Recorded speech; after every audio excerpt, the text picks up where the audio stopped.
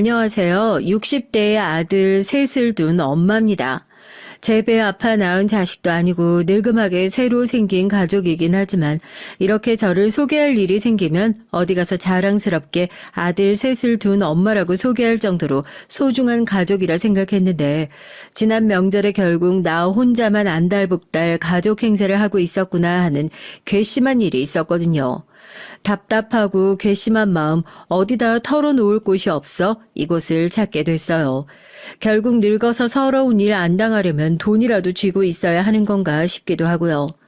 나이 50이 되어서야 비로소 제 가족을 얻게 됐습니다. 사람들이 저를 보고 이혼도 유전이라는 얘기를 할 때마다 그 소리가 그렇게 듣기 싫고 짜증나면서도 혹시나 하는 마음이 들어 여태 아이를 안 낳았던 것도 있었던 것 같아요. 지금이야 마음 안 맞으면 차라리 일찌감치 갈라서는 게 낫다고들 하지만 예전엔 이혼하고 나면 친정으로 다시 돌아가지도 못할 정도로 굉장한 흠이었던 시절이 있었잖아요. 그런 시절에 저희 어머니는 저를 낳기도 전에 아버지와 이혼을 하시고 재혼을 하셨습니다. 어린 시절 어머니의 모습을 생각해보면 여러 생각이 공존했던 것 같아요. 왜 저렇게 남자 없이 못 사는 걸까? 그냥 차라리 혼자서 살지 하고 답답하면서도 누군가에게 끊임없이 사랑받으려고 애쓰는 모습이 답답하고 짠하게 느껴졌어요. 자기 자식도 아닌 애를 데리고 들어온 여자가 시댁에서 무슨 좋은 대우를 받았겠습니까? 어떻게든지 잘 보인다고 전 뒷전을 밀어두고 배다른 형제들을 먼저 돌봐줘도 그 집에서 돌아오는 건 무시뿐이었죠. 꾸역꾸역 버텼던 어머니의 두 번째 결혼 생활도 제가 초등학교에 올라가면서 실패로 돌아갔고 그 후에도 혼인신고만 하지 않았었지 아빠 소리조차 제대로 나오지도 않았던 아저씨들이 둘이나 더 있었던 것 같아요. 일종의 애정 결핍이었죠. 엄마, 그냥 우리 둘이서 살면 안 돼? 나 엄마랑 둘이서 살았으면 좋겠어. 이게 다 누구 때문인데? 엄마가 엄마 좋자고 이러는 줄 알아? 다 너 때문에 그러는 거야. 너 애비 없는 자식으로 안 키우려고. 네가 어떻게 엄마한테 그런 소리를 해? 아직도 핑계라고 생각하면 너무 철없는 생각일까요? 애비 없는 자식으로 키우고 싶지 않아서라는 엄마의 말이요. 그렇게 불안정한 가정에서 자라면서 늘 불안해했던 제 마음을 엄마는 알고 있었을까요? 혼인신고 2번에 이혼 2번을 하고 나서야 결국 그 숙제 같았던 결혼을 포기하셨습니다. 사정 모르는 사람들이야 손가락질을 하면서 욕을 했죠. 이혼 1번이 어렵지 2번, 3번은 쉽다고요.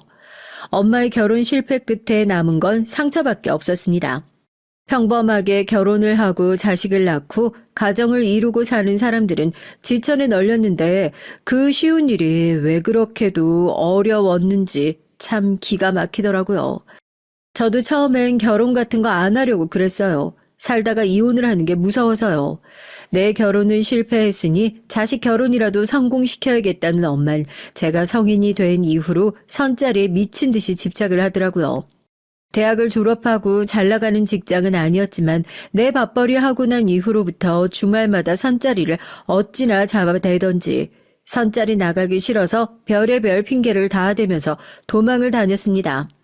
몸이 안 좋아서 병원에 가봐야 할 것 같다. 회사에서 야근을 해야 한다. 친구네 부모님이 돌아가셔서 지방에 있는 장례식장에 내려가 봐야 한다.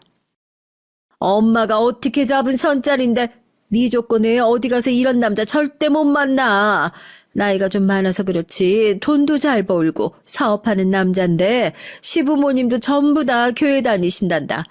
제사도 안 지내고 얼마나 좋니? 이번에 선자리 나가면 너도 무조건 예수 믿는다고 그래. 아니다. 뭘 알아야 나가서 아는 척을 하지. 이번 주에 엄마랑 교회를. 엄마, 제발 그만 좀 해. 벌써 몇 번째야. 나 아직 결혼할 생각 없대도 그러네. 네 나이가 몇 살인데? 네가 잘난 게 뭐가 있어? 집안이 괜찮기를 해. 직장이 괜찮기를 해. 지금이야 나이 어리니까 그나마 이런 선자리라도 들어오는 거지. 너 조금만 더 나이 먹어봐. 이제 이런 사람 만나려고 해도 못 만나.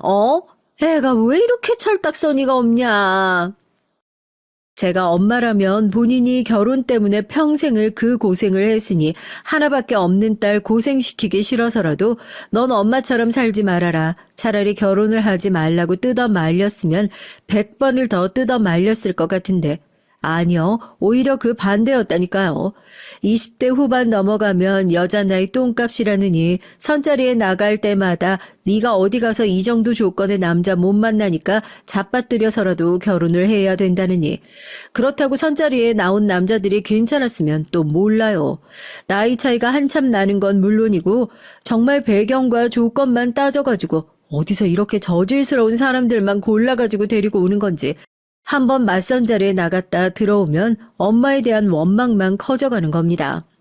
다 때려치우고 독립해서 나가야지 싶다가도 독립의 독자만 꺼내면 너까지 네 엄마 버리고 나가려고 하는 거냐고 엉엉 울면서 죽어버려야겠다는 소리를 하는 엄마 때문에 덩달아 저까지 정신병이 오는 것 같은 기분이 들더라고요. 젊었을 땐 정말이지 제가 무슨 엄마의 마리오네트로 사는 것 같다는 생각을 매일같이 했던 것 같아요. 제 결혼이 본인의 성과라고 생각하는 엄마도 문제지만 그 나이 먹고 엄마의 손에서 벗어나지 못하는 저 역시도 정상이 아니었던 거죠. 평생을 그렇게 살았으니 제정신이 그냥 그렇게 세팅이 되어 있었던 것 같아요. 자존감이고 독립심이고 어디 갔다가 개나 줘버린 그런 사람이요.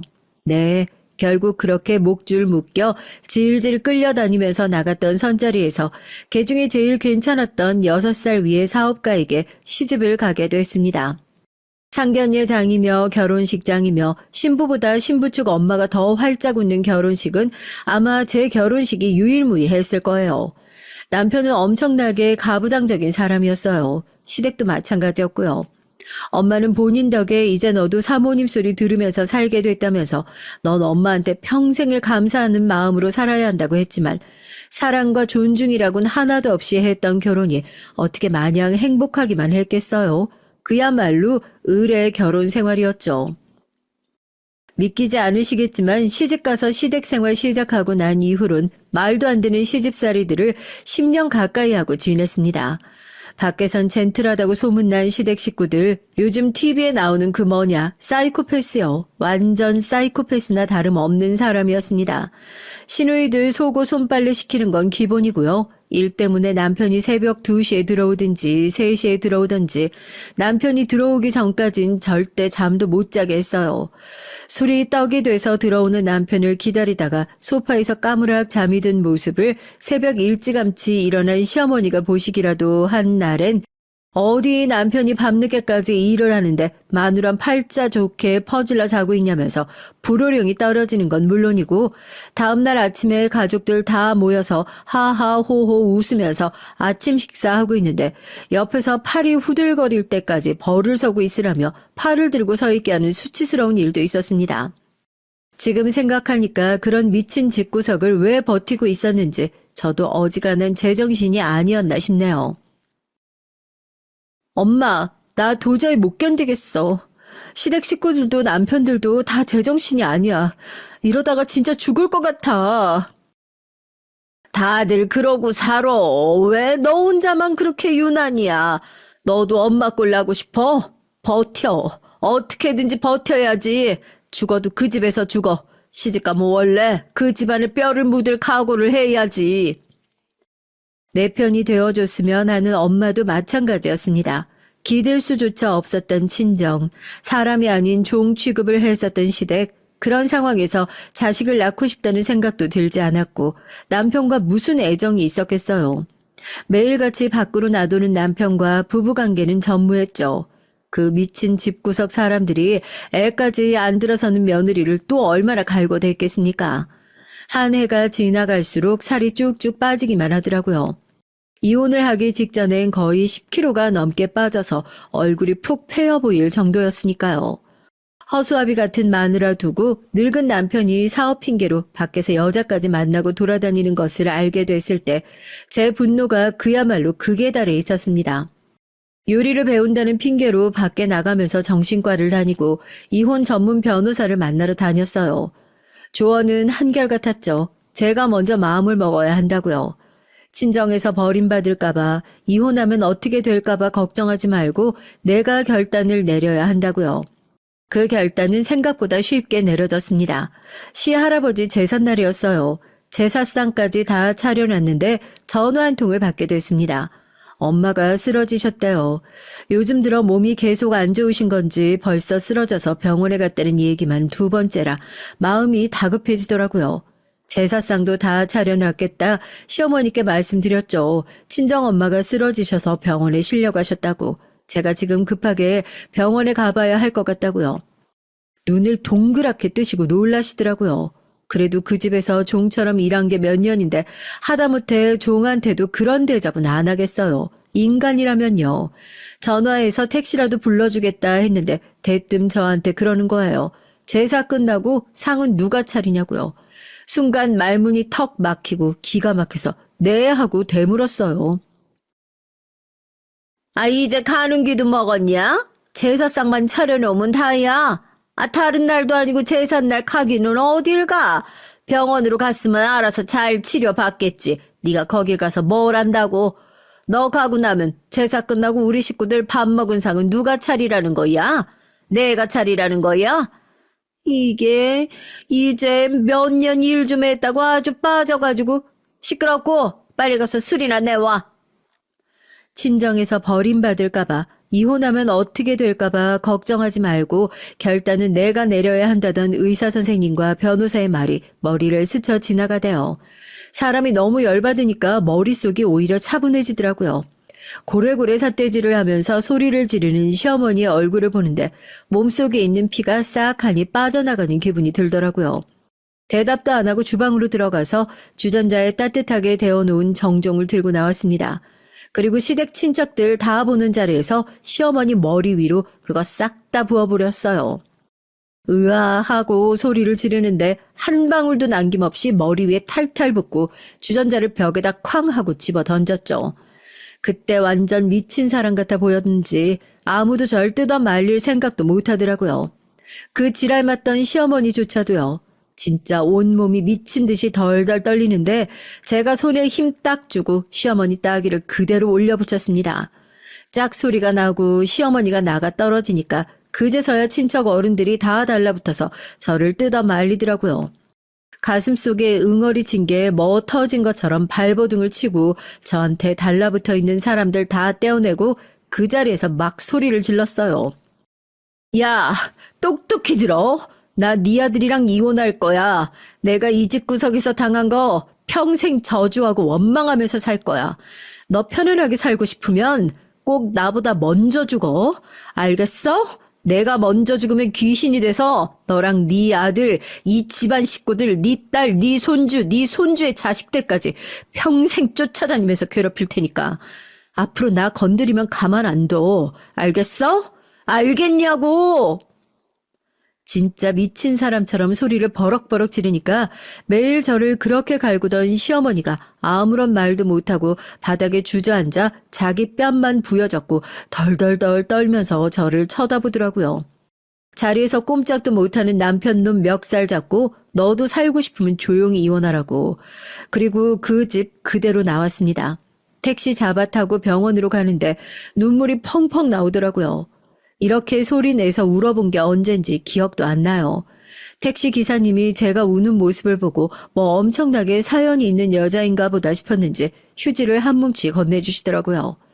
그렇게 병원에 도착해서 미친 듯이 달려가니 엄마가 이제 막 병원에서 나오고 있더라고요. 괜찮냐고 물어보니까 너 시댁 제사는 어떻게 하고 여기 왔냐고. 거기다 대고 뭐라고 그래요. 어차피 나중 되면 다 알게 될 일인걸요. 집에 가서 얘기하자고 하고 택시 타고 친정으로 다시 들어왔죠. 딱 봐도 시댁에서 무슨 일이 있었던 것 같으니까 엄마가 무슨 일이 있냐고 거기다 대고 나 이혼한다고 얘기했습니다. 뒤집어지더라고요. 당장 들어가서 죄송하다고 빌라고. 제가 그 집에서 어떤 꼴을 당하고 지금 무슨 짓을 하고 나왔는데 거기다 대고 빌랍니다.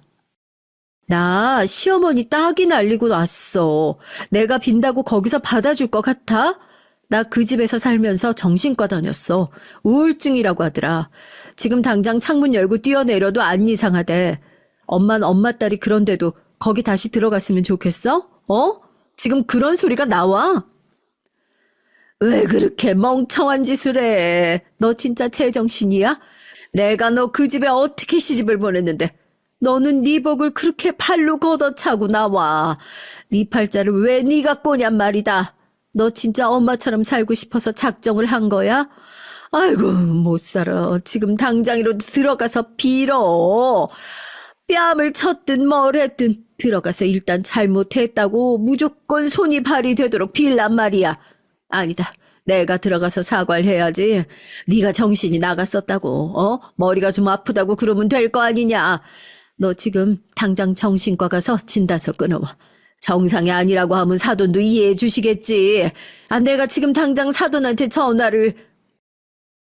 병원에서 나온 지 얼마나 됐다고 주섬주섬 전화기를 찾는 엄마 모습을 보니까 진짜 오만정이 다 떨어지는 것 같더라고요. 내가 이 꼴을 당하고 사는 것이 다 엄마 탓 같고 그렇게 자리를 박차고 일어났습니다. 엄마 이제 나 찾지 말라고. 엄마랑 나랑도 여기서 인연 끊고 살자고요. 언젠간 이렇게 될 줄 알았는데 너무 멀리 돌아왔다 싶더라고요. 네가 기어이 네 엄마까지 버리고 행복하게 잘 살 수 있을 것 같냐고 그러는데 그렇게라도 해야지 내가 살 수 있겠다 싶더라고요. 겨우 시댁 나와서 나 좀 행복하게 살아보자고 그 깽판을 치고 기어 나왔는데 결국 친정으로 돌아오면 결국 제자리 걸음이겠다 싶었으니까요. 그동안 키워줘서 고맙다고 나도 이제 좀 마음 편하게 행복하게 좀 살 수 있게 놔달라고 엉엉 울면서 부탁했습니다. 그렇게 짐 싸들고 집 나왔어요. 하루아침에 친정이고 시댁이고 인연 끊고 다 나왔죠. 죽도록 열심히 살았던 것 같은데 남는 건 하나도 없더라고요. 월세방 하나 구해서 시댁에 있을 때 만났던 이혼 변호사 다시 찾아가 이혼 소송 걸었습니다. 시댁에서 깽판을 친 보람이 있었는지 아니면 얼굴 팔리기 싫어하는 치들이라 그랬는지 몰라도 항손이 뭐니 귀찮은 짓거리 안 하고 생각보다 조용하고 깔끔하게 끝나버리더라고요. 이렇게 금방 허무하게 끝날 거 뭐하러 그 오랜 시간 동안 나 혼자 속 끓이고 속 골마가며 애태우며 살았는지요. 재산 분할한 돈 좀 떼서 작은 전셋집 하나 구하고 위자료로 받은 돈은 그대로 현금으로 뽑아서 몰래 친정집에 들려 그대로 두고 왔습니다. 이혼을 하고 나서 몇 년 동안은 방황하며 지냈던 것 같아요. 민망하긴 한데 속세랑 인연 끊어본다고 한 1년 동안 절에 들어갔다도 와보고 내 길이 아니다 싶어 다시 내려와서는 홀로 서기를 해야 되니 일이라도 해봐야겠다 싶었는데 시댁 들어가서 살면서 일이랑은 담 쌓고 살았으니 이력서를 내도 어딜 뽑아주는 데가 있어야죠.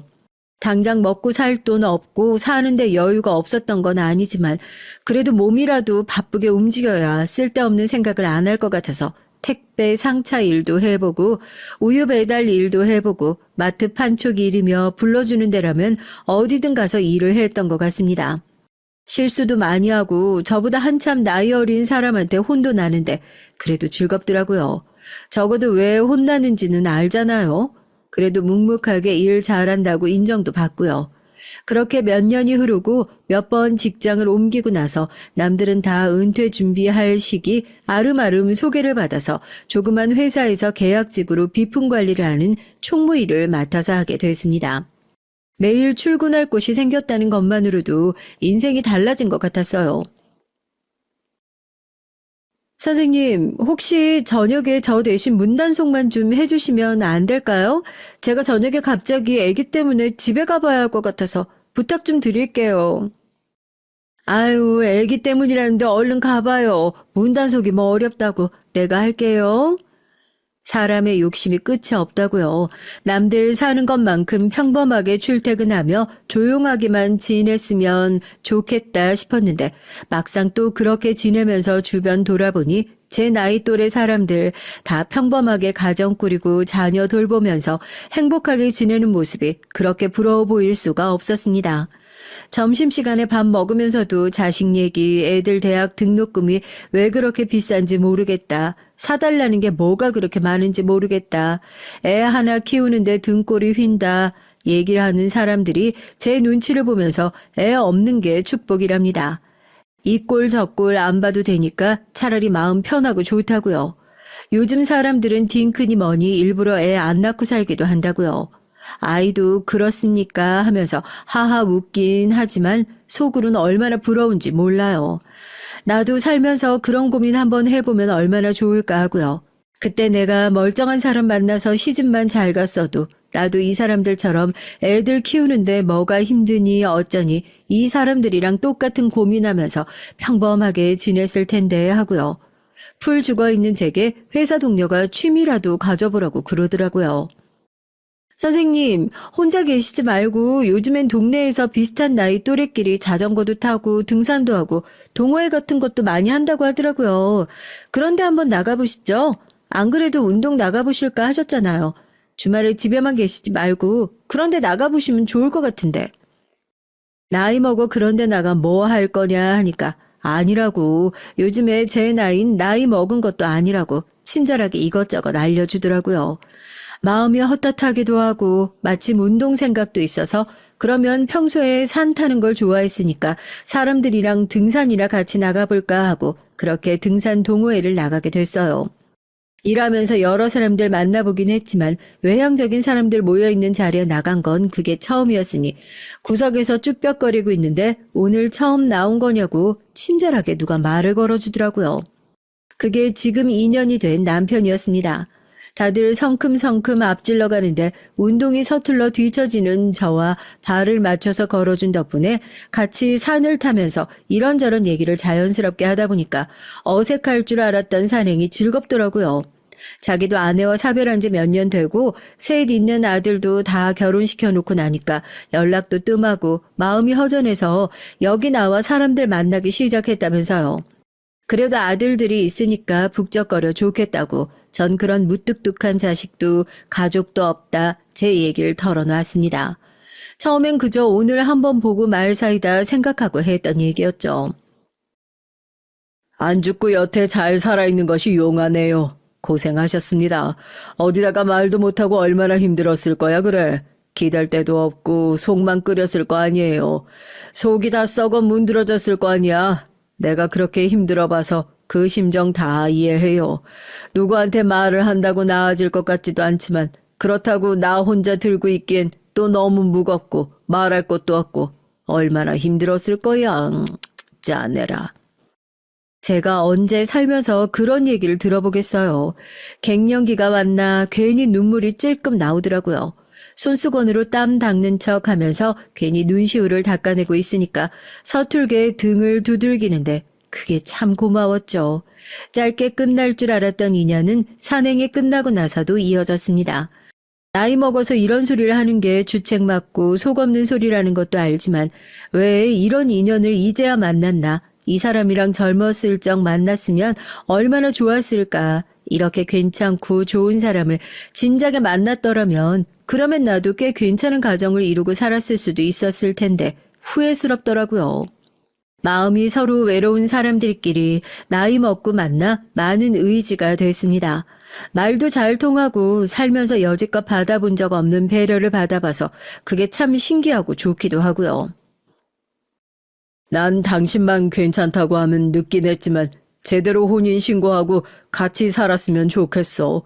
우리가 이제 살아봤자 얼마나 더 산다고. 마음 맞는 사람끼리 같이 살았으면 싶은데 한번 이혼하고 제대로 된 가정 꾸려보는 게 소원인 사람한테 혼인신고도 없이 같이 살자 소린 못하겠어. 당신 생각은 어때? 나야 좋지만 어떻게 우리 생각만 해. 당신 아들들은 어쩌고. 사별한 처랑 사이도 좋았다면서 아들들이 나를 뭐라고 생각하겠어. 좋은 소리 못 들을 것 같아서 아유 난 싫어. 몇 년을 그렇게 만나면서 아들들도 저의 존재에 대해 어렴풋이 알고는 있었습니다. 그다지 좋지 않은 시선으로 보고 있다는 것도요. 아버지랑 만나는 건 그렇다 쳐도 혼인신고까지 하고 살림 합쳐 같이 산다는 것을 어느 아들들이 반길 수 있었겠습니까? 하지만 남편 생각은 단호하더라고요. 자기도 아들들 최선을 다해 키워놨고 사별한 아내 아팠을 때 병수발도 최선을 다했으니 이제 숨 돌리고 행복하게 좀 살고 싶다면서요. 결혼하고 나서 자기 가정 신경 쓴답시고 신경도 안 쓰는 놈들인데 내가 왜 그런 아들들 눈치를 보면서 나 하고 싶은 것도 못하고 살아야 하냐. 이제 아들들 위한 희생은 그만하고 살고 싶다는데 평생 희생만 하면서 살았던 제가 거기다 대고 무슨 소리를 더 할 수 있겠어요. 솔직히 저 역시 욕심인 거 알지만 욕심 한번 부려보고 싶다는 마음도 간절했고요. 그렇게 아들들을 불러 모아 정식으로 인사를 했습니다. 그냥 힘든 구석 있는 사람들끼리 의지하고 살아보려는 거지. 너무 안 좋게만 보지 말아다오. 어줍지 않게 엄마 대접은 바라지도 않을 테니까 이제 와서 결혼한다. 아버지가 이기적이다 생각하고 너무 미워라 생각 말고. 아버지가 좋다는데 뭐 어쩌겠어요. 아버지 고생하신 거 저희가 모르는 것도 아니에요. 그냥 이런 결정하신 게 너무 갑작스러워서 그래요. 아버지가 이기적이라 생각하지 않고 미워하지도 않아요. 어떻게 감히 아버지를 미워할 수가 있겠어요. 누구보다 고생하신 거 뻔히 다 아는데요, 저희도. 노발대발 화를 내며 반대할 줄 알았는데 한숨을 푹푹 쉬며 아버지 혼자 계시는 것보다 그래도 옆에 마음 맞는 분 같이 계시는 게 자기들도 마음 편하고 좋지 않겠니 하는데 하나같이 속 깊은 아들들을 둔 것 같아 저도 그제서야 마음이 놓이더라고요. 엄마 대접 그까짓 거 안 받으면 좀 어쩌냐 싶고요. 그렇게 살다 보면 조금씩 마음 열리는 날 오겠거니 싶고. 그나저나 새 아가들은 왜 다들 안 왔어? 오늘 어머니 인사시켜드린다고 미리 얘기 안 했냐? 아무리 바쁜 일이 있어도 이런 자리엔 가족들이 다 참석을 해야지. 1년에 몇 번이나 본다고. 이럴 때 아니면 인사할 시간도 없을 텐데. 오늘 회사에 일이 있어가지고 못 온다고 하더라고요. 나중에 따로 뵙고 인사드릴게요. 남편의 며느리들은 다 어디 갔냐, 왜 안 왔냐 물으니까 아들들이 서로 눈치를 주고받더니 일이 있어 못 왔다. 나중에 따로 찾아뵙고 인사를 드린다. 어물쩍 넘어가더라고요. 그때 딱 눈치를 챘어야 하는데요. 어떻게 새 며느리들 중에 한 명도 이런 자리에 안 나올 수 있나 싶다가도 제가 그 시집살이 때문에 아주 지긋지긋 학을 떼본 사람인데 꼬치꼬치 캐물어봤자 서로 스트레스만 받지 좋을 게 뭐가 있나 싶어서 그 자리에선 더 얘기를 하지 않았거든요. 아들들이랑 그렇게 인사하고 나서 남편한테 넌지시 물어봤죠. 며느리들은 좀 어떠냐 하고요. 아들 다 잘 키워놨다고 생각했는데 결혼하고 나서 며느리들 때문에 안 그래도 골치가 아팠었답니다. 병간호를 본인이 할 수밖에 없었던 이유도 결혼할 때 시댁에서 뭐 하나 제대로 해준 것도 없으면서 간병비 내라고 한다고 서로 돈 내기 싫다고 미루고 아들들이랑 큰소리 나는 것 같아 그 꼴 보기 싫기도 하고 괜히 이것 때문에 아들들이 처가 눈치보다 이혼이라도 할까 싶어 결국 자기가 병수발 들게 됐다면서요. 사별한 이후론 시댁에 거의 발길 끊고 산다고 하더라고요. 그 얘기 듣고 나니까 오늘 왜 자리에 안 왔는지 아들들이 서로 눈치 보며 남편 앞에서 거짓말한 이유가 뭐였는지 대번에 알겠더라고요. 갑자기 무슨 뚱딴지 같은 여자가 새 시어머니라고 나타나서 시집살이 할까봐 집에서 이중 갈고 있겠네. 알잖아요. 내가 못된 집에 오래 있어서 그런가 그렇게 심보 고약한 여자들 심린 전문이거든요. 그 집에서도 배울 구석이 있긴 있네. 신경 안 쓰이게 내가 잘 얘기할게. 다른 건 몰라도 당신 우리 집에서 제대로 된 대접 못 받을 일은 내가 절대로 없게 만들 테니까 걱정하지 말어. 며느리들 얼굴 남편 생일에 처음 봤습니다. 다 온 게 용하더라고요. 새 아들들은 그래도 그때 인사하며 얼굴 한번 봤다고 보자마자 살갑게 인사를 하면서 그동안 잘 지내셨냐고 바빠서 연락을 못 드렸다고 죄송하다고 인사를 하고 저도 손을 꼭 잡고 바쁘면 그럴 수도 있지 뭘 나까지 신경을 써주냐고 다독여 줬습니다. 진짜로 한 식구가 된 것 같아서 마음이 너무 좋더라고요. 처음 뵙지? 인사드려. 지난번에 바빠서 못 나갔었잖아. 앞으로 자주 뵐 텐데. 안녕하세요. 자주 뵐 일이 뭐 있다고. 저녁 먹고 빨리 가자. 내일 아침에 일찍 나가야 되나. 남편한테 들어서 예상은 했지만 아니나 다를까 저를 본 며느리들은 하나같이 인사를 하는 둥 마는 둥 고개만 까딱하고 저한테도 쌩 남편한테도 쌩 시댁 행사에 온 사람들이 아니라 그냥 어디 행사에 동원되어 시간 때우러 온 사람들처럼 굴더라고요. 저한테만 그랬으면 차라리 기분이라도 덜 나빴겠지만 남편 앞에서도 저러는 모습을 보니까 평소에도 얼마나 인간성이 덜 된 사람처럼 행동을 했는지 뻔히 보이는 것 같더라고요. 머쓱한 아들들만 괜히 옆에서 눈치를 보고요. 그래도 살림 합치고 나서 처음 맞는 남편 생일이라 집에서 생일상을 차려줄까 하다가 가족들 다 같이 모여서 맛있는 것 좀 먹으면 좋겠다 싶어 신경 써서 좋은 식당 예약했는데 며느리들 눈엔 그것조차 안 이뻐 보였나 봅니다. 투덜거리는 소리가 빤히 다 들리더라고요. 이런 데서 생일잔치 하실 여유 있으면 이사 갈 때 돈이나 좀 보태주시지. 투병 생활이 길어져서 모아둔 돈도 많이 쓰고 며느리들이 꽤나 불만이 많았다고 하더니 보란듯이 시댁 행사에 와서도 할 말 못할 말 가리지도 못하고 자기들끼리 쑥덕거리는 걸 보니까 가관이더라고요. 생판 남이었던 저도 열이 받아서 한 소리 할까 싶어 숟가락 탁 내려놓으니까 옆에서 남편이 아무 말 말라는 듯이 제 팔을 잡더라고요. 저한테 어떻게 그 고생을 참고 살았냐 하더니 제가 보기엔 저희 남편이 더한 사람이었습니다. 아들들 셋이나 두면 뭐합니까? 자기 아버지 생신 자리에서 마누라들이 그렇게 투덜거리고 있는데 누구 하나 큰 소리 내지 못하는데요. 이런 것들한테도 밥 얻어 먹여줘야 하는 제 속만 답답한 거죠.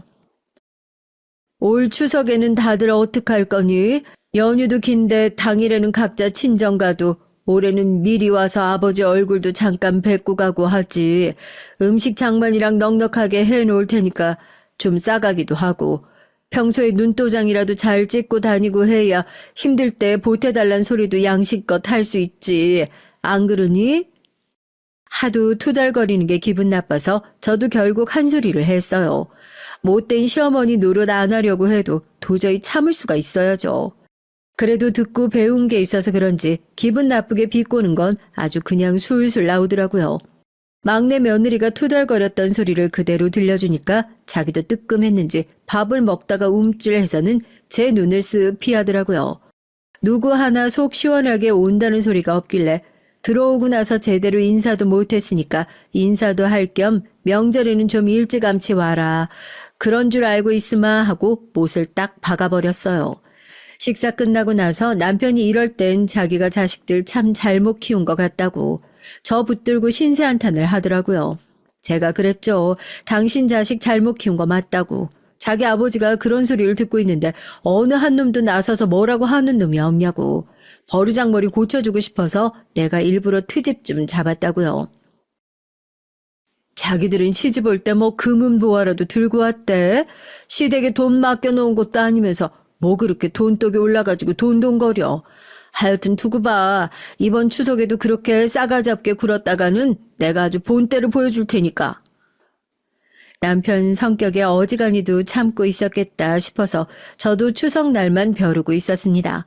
저도 이번 가정은 꼭 잘 지켜내야겠다는 욕심이 있었으니까요. 연휴가 다가오기 전부터 아들들한테 전화를 해서 물어봤죠. 제가 뭐 바쁜 애들 불러다가 추석 연휴 내내 일 시키겠다는 심산도 아니고 정말 시자 노릇하겠다는 것도 아니고요. 그냥 연휴에 아버지 얼굴 보고 가라는 게 그게 뭐 대단한 일이라고요. 당연한 도리 아닌가요? 우물쭈물하던 아들들 어떻게 나오나 보자 했는데 아니나 다를까 추석 연휴 시작하고 다 늦은 밤이 돼서야 식구들이 전부 오긴 했습니다. 그렇게 잔소리를 하더니 다 왔으면 된 거 아니냐고요. 아니요, 아들들만 왔어요. 며느리들은 쏙 빼고 또 아들들만요. 아니 새아가들은 어쩌고 너희들만 왔어. 추석 연휴에 회사에 일이 있어서 그런 건 아닐 거고. 왜? 새로 들어온 사람이 갑자기 시어머니 노릇한다니까 꼴 보기 싫어서 안 온다니? 기분 나쁘실 수도 있겠지만 저희가 어머니 아프시고 나서부턴 명절에 잘 모이지 않았고요. 갑자기 모이라고 해서 다들 당황스럽기도 하고 그래서 그런 모양인데 아버지 뻔히 살아계시는데 어떻게 다들 그래? 너네가 아들이면 그러면 안 되지. 아버지 살아계시는 동안에라도 잘 해야지 할 거 아니야. 내가 그랬지. 어머니 노릇할 생각도 없고 어머니 대접하라는 것도 아니라고. 다른 거 다 안 바랄 테니까 아버지한테만 잘하라고.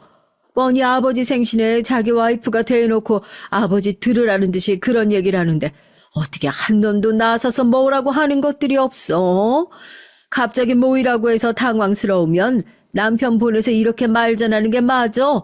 본인들은 입이 없어. 이게 사람 무시하는 거지 뭐야. 아들들 한 줄로 세워두고 다그쳐 물으니 자기들이 입이 있으면 뭐 할 말이 있겠습니까? 큰며느리 번호 불러라 하니까 첫째 아들이 저를 뜯어 말립니다.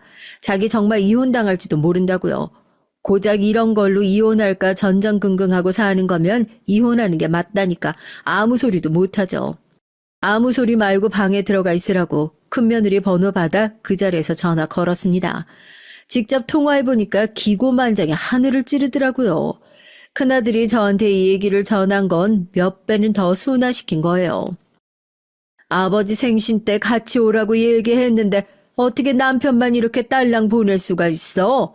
어디서 뭐하고 있길래 바쁜 일이 있어도 당장 내려와라.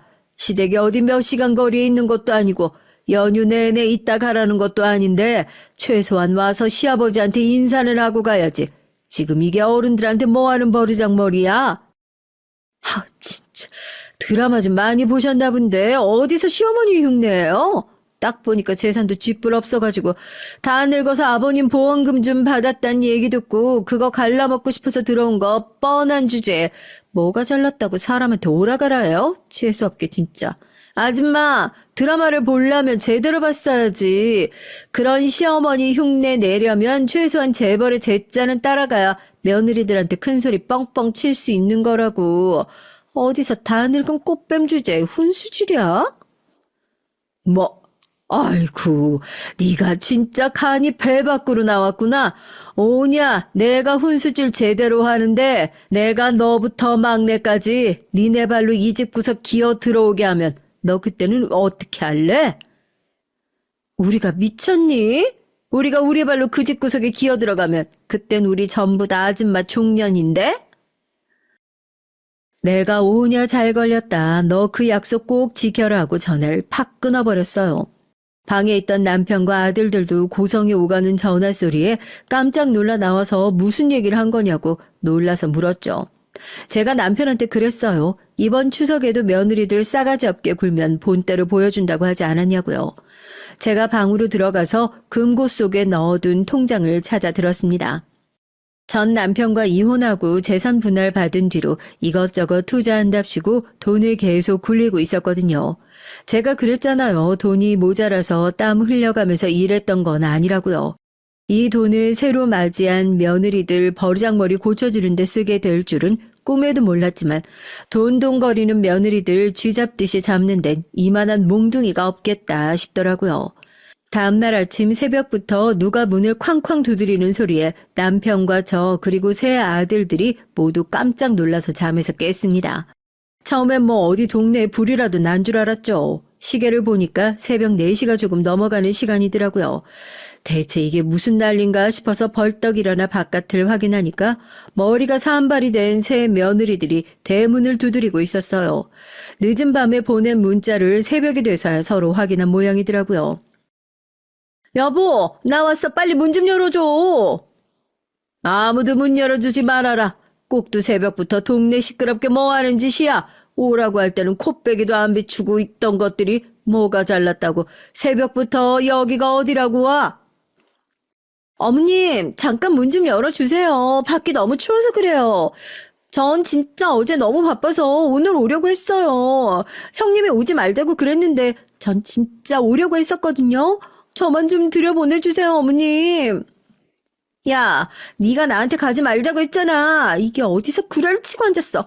어머님, 이거 다 개뻥이에요. 인연이 저한테 먼저 시어머니 타는 거 꼴 보기 싫으니까 추석이고 나발이고 가지 말자고 아버님 생신 끝나고 얘기했었다니까요. 이게 어디서 지 혼자만 쏙 빠지려고 지금. 문을 열어주지 않자 새 며느리들은 밖에서 사실 자기는 원래 오늘 오려고 했네 아니네 이거 다 거짓말이네 하면서 자기들끼리 머리채 잡고 쌈박질을 하고 난리가 났습니다. 새벽에 밖에서 여자 셋이서 그 소란을 벌이고 있으니까 사람들이 무슨 일인가 하고 나와 보더라고요. 더 이상 밖에 저 모지리들을 내버려 뒀다간 정말 동네 망신이 되겠다 싶어서 어쩔 수 없이 문을 열어줬습니다. 그 짧은 사이에 자기들끼리 머리채를 쥐어뜯고 얼굴을 핥히고 아주 엉망진창이 되어가지고는 명절 연휴 시작부터 꼴이 아주 가관이더라고요. 남편과 아들들은 이게 대체 무슨 상황인지 어안이 벙벙하고요. 집안 문을 열자마자 새 며느리인 제 앞에 무릎을 넙죽 꿇고 앞다투어 자기가 잘못했다고 한 번만 용서해달라고 엎드려서 빌기 시작했고요. 첫째야, 네가 어제 나한테 안 그랬니? 니네 발로 여기 다시 기어들어오면 뭐라더라? 니네가 아주 평생 내 종년한다 그러지 않았어? 왜? 그거 보니까 욕심이 나든? 어머님, 종년이든 뭐든 제가 평생 사죄하는 마음으로 살게요. 제가 진짜 시간을 돌릴 수만 있다면 어제 전화로 망발한 거 제 입을 다 찢어놓고 싶어요. 제발 한 번만 용서해 주세요. 어머님이 시키는 거라면 뭐든지 다 할게요.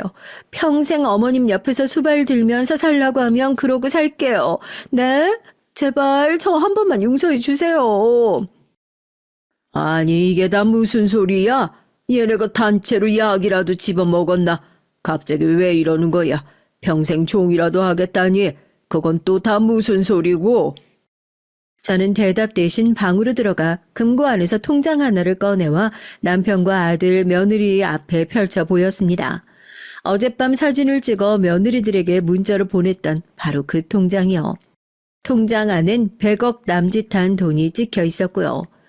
제가 전 남편과 헤어지고 난 이후로 몇십 년 동안 굴려왔던 돈이었으니 재혼을 한 남편 역시 까맣게 모르고 있었던 돈이었죠. 워낙에 돈 욕심이 없는 사람인 건 알고 있었으니 저도 남편이 제 돈에 욕심내지 않을 거란 것 정도는 알고 있었기에 딱히 이 돈을 가지고 뭘 어떻게 해보려는 생각이 없었는데 며느리들은 달랐던 겁니다. 이 돈을 보자 눈이 확 돌아버린 거죠. 제 발로 절대 이 집에 들어오지 않을 거다 엄포를 놨었던 것들도 꽁지가 빠져라 와가지고는 납죽 엎드려서 슬슬 긴 이유가 바로 이 돈 때문이었던 겁니다. 아이고 이 모질이들아. 시부모가 돈이 있으면 챙기고 돈이 없으면 내다 버리는 그런 거냐? 어떻게 너네는 마누라라고 이렇게 하나같이 모자란 것들만 그것도 셋이나 주워다가 결혼을 했어. 아버지 보기 부끄럽지도 않니? 어제까지만 하더라도 나한테 딱 보니까 재산도 쥐뿔 없어가지고 다 늙어서 아버님 보험금 좀 받았다는 얘기 듣고 그거 갈라먹고 싶어서 들어온 거 뻔한 주제. 뭐가 잘났다고 사람한테 오라가라냐. 다 늙은 꽃뱀이다. 이런 소리를 했던 게 100억 찍혀있는 통장 보여주니까 갑자기 어머님 소리가 아주 뭐 녹음기를 틀어놓은 것처럼 나오지. 너네는 그런 소리 하면서 자존심도 상하지도 않니? 어제 통화 내용을 까맣게 모르고 있었던 남편은 그 얘기를 듣자마자 화가 나서 아들과 며느리에게 호통을 치기 시작했어요. 어떻게 감히 저한테 그런 소리를 하고도 뻔뻔하게 집으로 기어들어올 수 있느냐면서요. 어제까지만 해도 진짜로 돈이 없어가지고 돈 보고 들어온 사람인 줄 착각해서 그랬다고 기어들어가는 목소리로 말하는 며느리들을 한심하게 바라보던 아들들이 며느리의 팔을 잡고 일으켰습니다. 어머님, 아버님 죄송합니다. 어머니 말씀대로 제가 결혼을 잘못해도 단단히 잘못했는데 이런 사람 데리고 살면서 이혼당할까봐 전전긍긍했던 게 한심하네요. 뭐하고 앉아있어? 그딴 소리 해놓고도 저 돈이 욕심이 나? 당신이 사람 새끼야? 사람들 다 보는 앞에서 나한테 뺨이라도 얻어맞고 싶은 거 아니면 당장 일어나. 100억이라고 100억. 어머님 돌아가시면 그 돈 장남이 제일 많이 받는 거 몰라? 아무것도 모르면 가만히 좀 있어. 야, 네가 그런 인간인 거 뻔히 아는데도 내가 계속 너랑 살 것 같아? 설령 어머니가 돌아가시고 내가 그 돈 받는 한이 있어도 너한테는 한 푼도 안 들어갈 거니까 꿈 깨. 아들들은 고개를 꾸벅 숙이고 며느리들을 질질 끌고 집 밖으로 나가고 그렇게 시끄러운 추석이 겨우 마무리됐습니다. 남편은 놀란 가슴을 쓸어내리면서 자기가 평생 풀지 못했던 숙제를 당신이 이 집에 와서 풀어준 것 같다면서 어떻게 고맙다는 인사를 해야 할지 모르겠다고, 부끄러운 꼴 안 보이겠다는 약속을 제대로 지키지 못한 것 같아 미안하다는 얘기를 하더라고요. 저도 시집 오자마자 며느리들에게 이런 소리 들을 땐 이 결혼 이번에도 실패구나 하는 생각이 잠깐이나마 들었답니다. 뭐 비단 통장에 들어있는 100억 때문이겠습니까? 제가 큰 소리를 낼 수 있었던 이유요. 제 곁엔 든든한 남편도 이제는 제 편이 되어줄 든든한 새 아들도 있다는 사실을 깨닫고 나니 더 이상 두려울 것이 없더라고요. 옛날과 달리 이젠 저에게도 진정으로 기댈 수 있는 제대로 된 가족이라는 게 생겼으니까요. 남편은 통장에 그 큰 돈이 들어있다는 걸 알았으니 이제 당신이랑 무서워서 어떻게 살겠냐고, 사는 동안 기부 좀 많이 하고 그 돈 자기 몰래 어디 다 갖다 써버리고 오라고 하더라고요. 참 말년에 이렇게 욕심 없는 사람 만난 것도 인생에 다시 없을 복이다 싶습니다. 그래서 그 뒤엔 어떻게 됐냐고요? 셋 중에 제일 심보 고약했던 첫째는 정말로 이혼을 준비하고 있습니다. 저 역시도 이혼이란 힘듦을 한번 겪어봤기 때문에 그 정도 따끔하게 혼냈으면 됐다 싶기도 했는데 또 첫째 아들 마음은 그게 아닌가 봐요. 자기랑 같이 사는 사람 그렇게 밑바닥까지 다 봐버렸는데 한번 깨져버린 신뢰를 어떻게 다시 붙이면서 살겠냐고요. 저 사람 닮은 자식 낳을 생각을 도저히 못하겠다고 하더라고요. 자기가 내린 결정인데 뭐 저희가 어찌 왈가왈부를 할 수 있겠어요.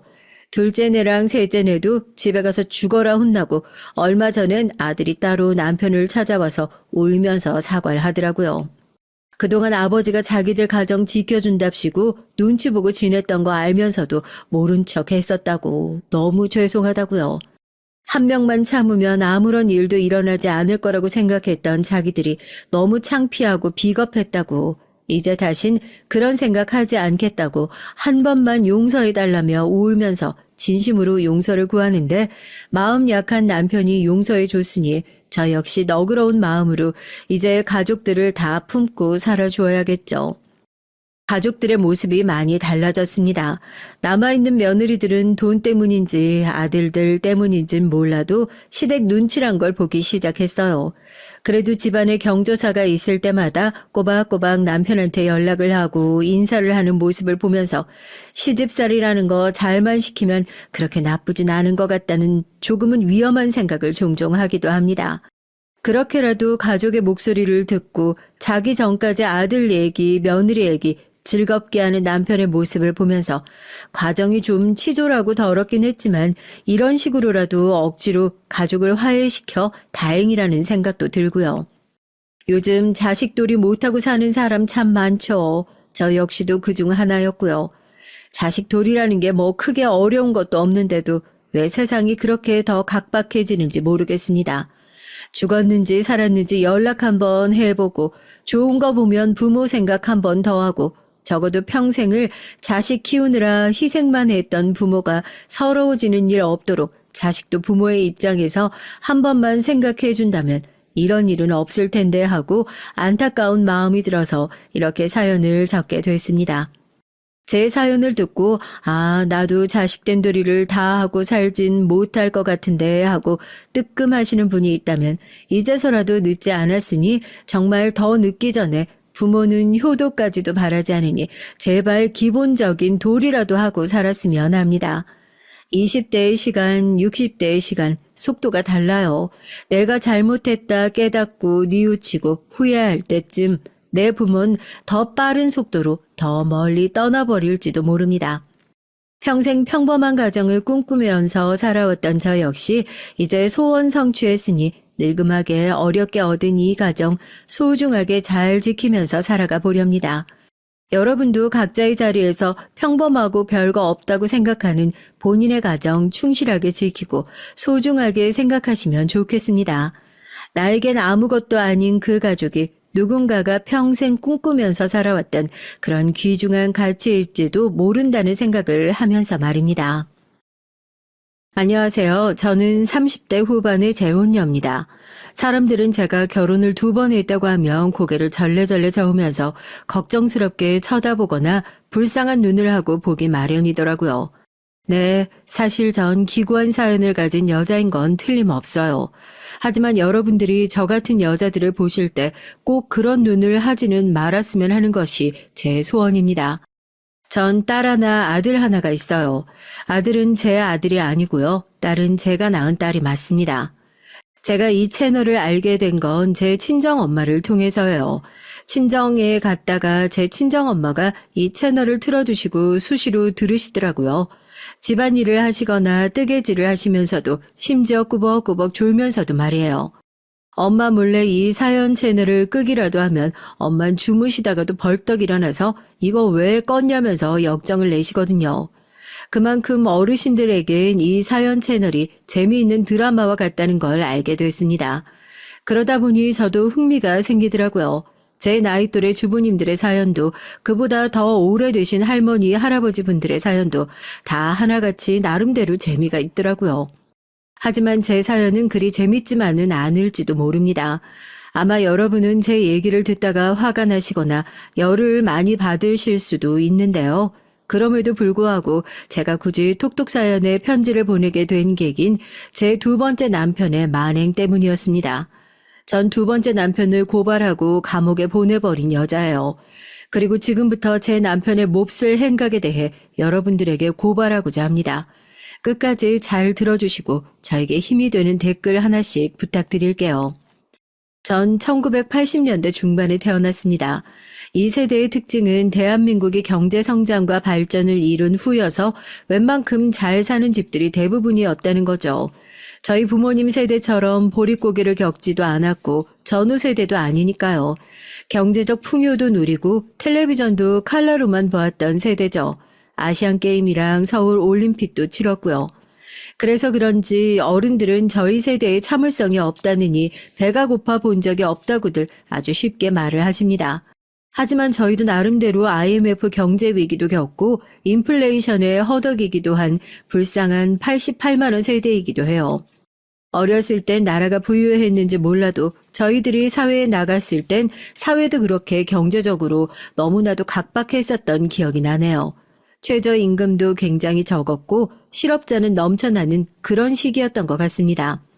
저희 부모님은 일남 일녀를 낳으셨는데요. 제 오빠는 대학교를 다니다가 군대에 가서 그대로 말뚝을 박아버린 것이었어요. 그래도 지금까지 직업 군인으로 혼자서 잘 살고 있습니다. 그리고 전 상고를 나와서 작은 회사에서 격리로 취직해서 일을 하고 있었고요. 20살이 되면서부터 어머닌 저에게 혼자 나가 살라고 큰 가방을 하나 들려서 집에서 내보내셨습니다. 사실 집에서 회사가 그렇게 먼 거리는 아니었어요. 버스로 1시간 정도면 넉넉하게 출퇴근을 할 수 있는 거리였죠. 하지만 제 엄마라는 사람은 저에게 20살이 되었으면 무조건 독립을 해야 한다고 하더라고요. 너희 회사에 기숙사 있잖아. 그러니까 너도 거기 들어가겠다고 신청이라도 해.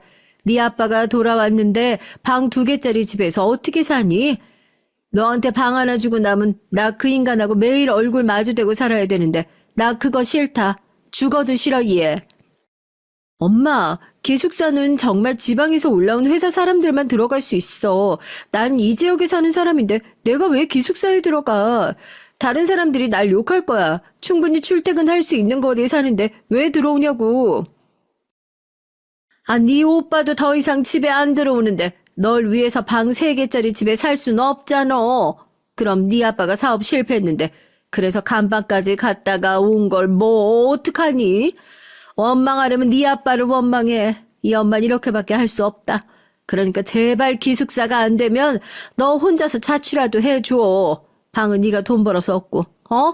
미안하다. 네, 그렇습니다. 저희 집은 제가 대학을 갈 수 없는 이유도 저희 오빠가 대학을 다니다 직업 군인으로 방향을 틀었던 이유도 모두 아버지가 사업에 대차게 실패한 탓이었어요. 저희 아버지는 제가 어릴 땐 여러 가지 전자시계며 손목시계를 수입하는 오퍼상을 하셨어요. 그땐 손목시계가 유행처럼 번져나갔던 때였으니 아버지는 돈을 엄청 많이 버셨고요. 그래서 제가 초등학교 6학년 때까진 저흰 좋은 집에서 잘 먹고 잘 살고 공부를 잘했던 오빤 외국어 고등학교를 목표로 과외도 받고 할 수 있었죠. 그러다 아버지는 아주 못된 친구를 너무 믿는 바람에 가지고 있던 사업 자금을 모두 꼬라박는 바보 같은 일을 벌이셨습니다. 결국 아버지는 회사도 다 말아먹고 빚더미에 올라앉아 빚쟁이들에게 고소를 당하셨어요. 그리고 나서 아버진 빚을 모두 갚지 못해 감옥에 들어가시고 말았고요. 그 소식을 들으신 어머니는 숨이 끊어질 듯이 울음을 터뜨리셨지만 세상에 운다고 해결되는 건 아무것도 없었습니다. 살던 저택도 경매로 넘어갔고 사모님 소리를 들으며 떠받들어지던 어머니는 하루아침에 직업사회에 뛰어들어야 했어요. 아직 어린 제 오빠와 제가 있었고 우리는 어떻게든 살아가야 했으니까요. 어머니는 아버지와 결혼할 때 받은 폐물을 전부 팔아서 그 돈으로 운전면허부터 따셨습니다. 그리고 대리운전, 택시운전 등을 거쳐서 어떤 돈 많은 부자 사모님의 운전기사 노릇을 하셨습니다. 중학교 시절은 제게 있어 인생에서 가장 암울한 시기였어요. 저희 아버지가 감옥에서 지내는 동안 학교에서 왕따당했거든요. 제 아버지의 사업 실패는 제가 다니던 학교에 전부 소문이 났기 때문이었습니다. 야, 너희 아버지 깜빵 갔다며? 어쩌다가 귀연집 아가씨가 그렇게 됐대? 너 예전부터 쌀쌀맞게 우리들 밑으로 내려다보던 거 내가 다 알고 있었어. 가난한 서민이 된 기분이 어때? 뭐? 네가 뭔데 우리 아빠 욕해? 너 정말 맞고 싶어? 전 화를 참지 못해 학교 친구의 머리채를 잡았다가 그 친구의 부모님에게 폭행 시비에 휘말려서 고발을 당할 뻔했어요. 제가 잘못한 건 맞긴 하지만 시작은 그 아이가 했던 거 아닌가요? 하지만 선생님들도 저희 집안 사정을 알게 되고 저희 편을 들어주시지 않았습니다. 결국 좋은 사립중학교를 다니던 전 강제 전학을 당해야만 했어요. 어머니는 오빠와 저를 공립고등학교, 중학교로 전학시키고 그 부잣집 넓은 마당에 딸린 조그만 방 2개짜리 별채로 이사를 갔습니다. 처음엔 운전기사만 하셨던 어머니는 곧 그 부잣집의 집사처럼 이런저런 일들을 봐주기 시작하셨어요. 그 집 사모님이 그런 김에 아예 부잣집의 별채로 이사를 하라고 하셨나 봐요. 어머님 방 2개짜리 투룸 월세도 감당하기 힘들었던 처지에 사모님의 제안이 너무나 감사했다고 하더라고요. 하지만 전 그 집에 들어가는 것이 정말 죽기보다 싫었습니다.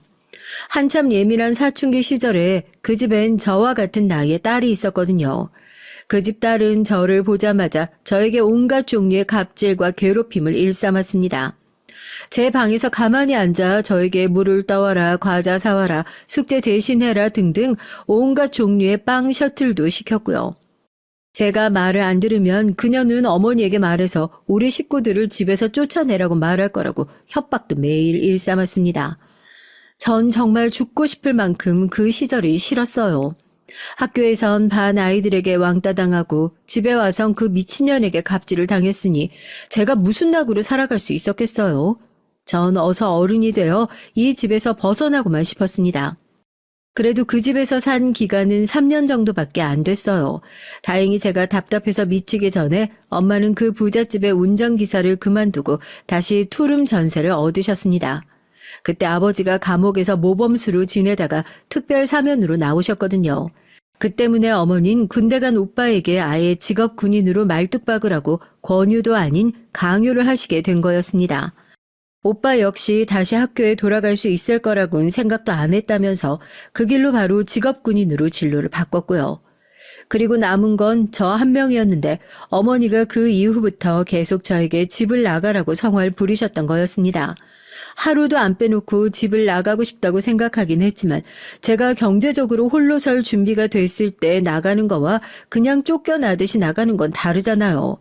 전 며칠을 어머니에게 애원도 하고 못 살겠다고 하소연도 했지만 어머니의 결심은 바뀌지 않았어요. 결국 전 회사 기숙사에 살게 됐다고 거짓말을 하고 짐을 싸서 집을 나오게 됐습니다. 그렇게 집을 나온 후부터 저에게 고생문이 훤하게 열리게 된 것이었어요. 기숙사는 거짓말이고 전 회사 근처에 있는 찜질방에서 한 달간 잠만 자는 생활을 했습니다. 매달 밥을 먹는 돈은 있었지만 도저히 월세 보증금을 마련할 수는 없었어요. 찜질방에서 청소도 하고 매점을 운영하는 아주머니가 절 불쌍하게 보아주시지 않았다면 전 꼼짝없이 길에서 노숙을 할 수밖에 없었을 겁니다. 그 찜질방 아주머니는 궁금하다는 듯이 질리지도 않고 제가 저녁 먹으러 올 때마다 이렇게 물었어요. 아니 어쩌다가 젊은 아가씨가 집도 절도 없이 떠돌아다니게 됐어? 요 건너편에 있는 회사 다닌다며? 근데 왜 집 한 채는커녕 방도 한 칸 없는 거야? 뭐 물어보면 안 될 아주 꽁꽁 숨길 비밀이라도 되나? 아니요. 엄마도 아빠도 없어요. 전 고아예요. 그리고 고아원에서 20살 되었다고 독립하라고 쫓겨나서 그래요. 전 더 묻지 말라고 저에 관한 일들은 숨기거나 거짓말을 하게 됐어요. 복잡하고 좋지도 않은 가정사 구구절절 말해봐야 무슨 소용이 있겠습니까? 차라리 깔끔하게 그 사람들이 원하는 대로 던져주자. 이렇게 편하게 생각했습니다. 전 회사에서도 아주 조용하게 살았어요. 아무하고도 얽히고 싶지도 않았고요. 제 나이가 어리고 만만하다는 이유로 나이 먹은 대리님, 공장장님 등 아저씨들은 끈질기게 저한테 달라붙어서 음담패설을 늘어놓거나 회식 때마다 어떻게든 저와 호텔 한번 가보자고 대놓고 말하기도 하고 그런 뉘앙스를 풍기기도 했어요. 하지만 전 그 징그러운 아저씨들의 유혹을 일절 받아주지 않았습니다. 왜냐하면 저도 연애나 결혼에 대해서만큼은 로망이 있었거든요. 꼭 순결한 처녀로서 결혼해야 한다는 정도는 아니었지만 저도 결혼할 사람에 대한 의리 정도는 있었습니다. 그래서 아무 남자나 만나고 다니고 싶진 않았어요. 그 결과 회사에서 제 별명은 마녀, 얼음마녀 등 주로 옛날 얘기에 나오는 악역 여자 같은 느낌이었습니다. 곁을 주기는커녕 말 한마디도 제대로 못 붙이게 만드는 그런 냉정한 면이 있다는 게 저에 대한 주위 사람들의 평이었죠. 그러던 어느 날 저에게도 잠깐의 봄이 찾아왔습니다. 그건 제가 다니던 공장에 새로 들어온 신입 직원 덕분이었는데요. 제가 22살 되던 해 갓 고등학교를 졸업한 남편이었습니다. 첫 번째 남편은 저보다 2살 아래의 공장 신입 직원이었어요. 전 제가 좋다고 쫓아다니며 계속해서 고백을 했죠. 처음엔 저보다 어린 사람은 남자로 보이지 않는다고 몇 번 거절을 했습니다. 그러나 그 사람은 거기서 끝나지 않았어요.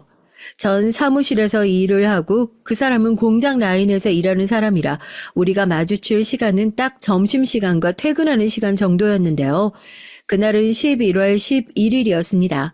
빼빼로를 주고받는 날이라고 다른 사람들은 선물을 받으며 즐거워하고 있었죠. 하지만 전 상관없는 날이었습니다. 친구도 없고 얼음마녀라는 별명을 가진 저에게 빼빼로를 줄 사람도 제가 주고 싶은 사람도 우리 회사엔 없었으니까요. 그런데 점심시간에 제 옆으로 다가온 제 첫 번째 남편이 저에게 내민 건 빼빼로 상자 하나였습니다. 저기요, 은희 씨, 오늘 빼빼로 데이인 건 알아요? 자, 이거 줄 테니까 저랑 주말에 영화 보러 갈래요?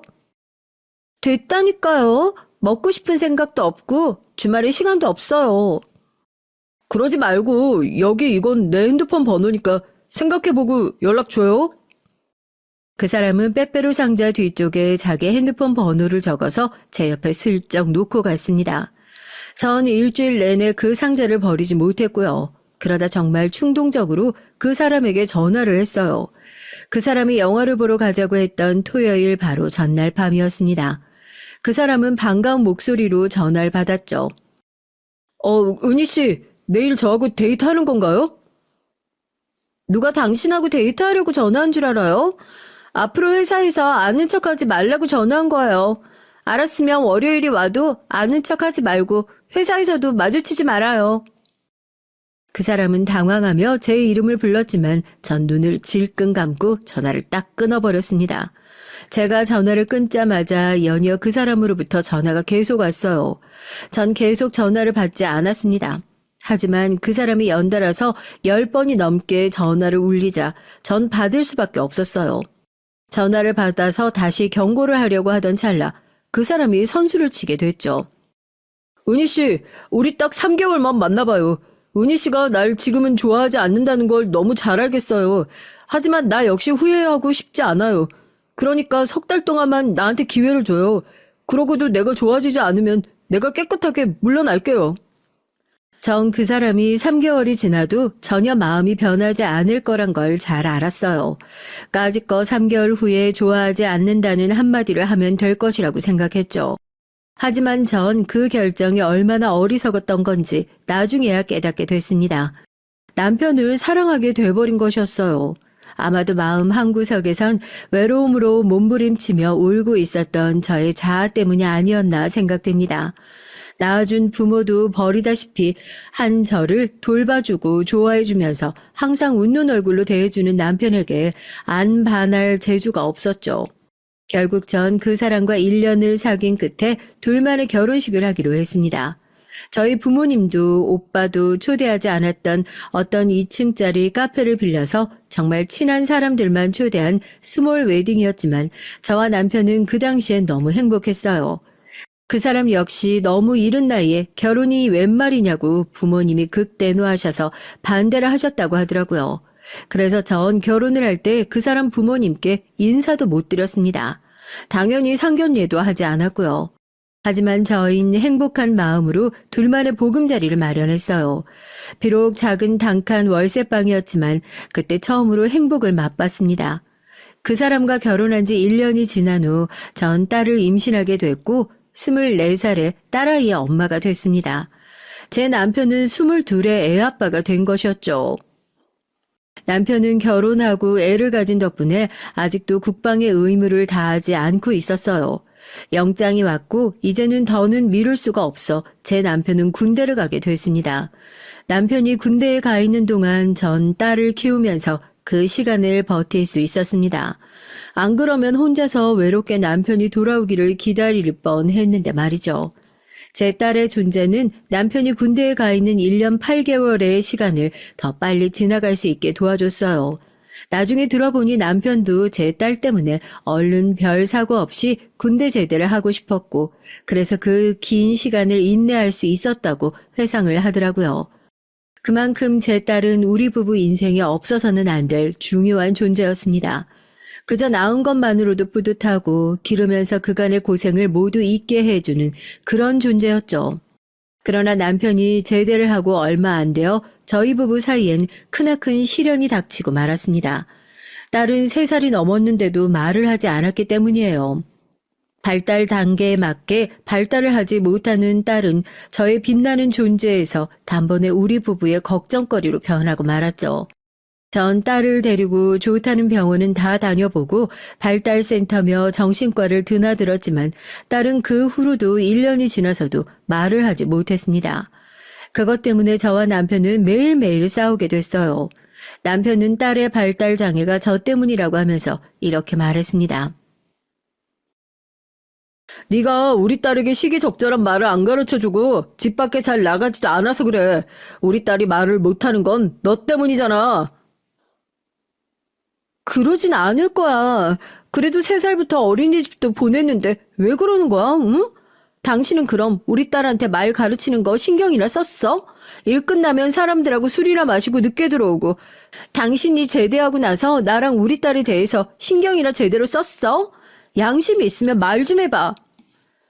남편이 저를 비난하자 저도 남편에 대한 서운함으로 푸념하고 잔소리도 점점 심하게 하기 시작했습니다. 조금만 집에 늦게 들어오면 그 사람을 의심했고 회사에서 다른 여자와 바람을 피우지는 않는지 남편을 닥달하고 못살게 굴었던 적도 많아요. 그 사람도 이렇게 변해버린 제가 지겨웠을 거라고 생각해요. 그랬으니까 갑자기 새벽에 짐을 싸서 도망을 가버렸겠죠. 남편은 아이가 5살 되던 해에 어느 날 갑자기 저와 우리 딸을 버리고 도망을 가버렸습니다. 그렇게 첫 번째 남편은 지금까지 어디에 있는지 몰라요. 지금은 어딘가에서 잘 살았으면 하는 바람밖에 없지만 말이에요. 처음엔 저와 딸을 버리고 떠나버린 남편이 너무나 미웠고 그 사람이 없는 삶이 너무나 막막했습니다. 하지만 사람은 적응의 동물인 것이 전 점점 그 사람이 없는 생활도 받아들이게 됐어요. 그리고 그 사람이 없어도 서류상으로 이혼하는 데는 아무런 상관이 없었습니다. 남편이 3년 이상 연락도 안 하고 어디 있는지도 모른다면 생사불명으로 이혼이 성립했거든요. 그렇게 전 이혼녀가 됐습니다. 제 딸은 약한 자폐 스펙트럼 장애 진단을 받았습니다.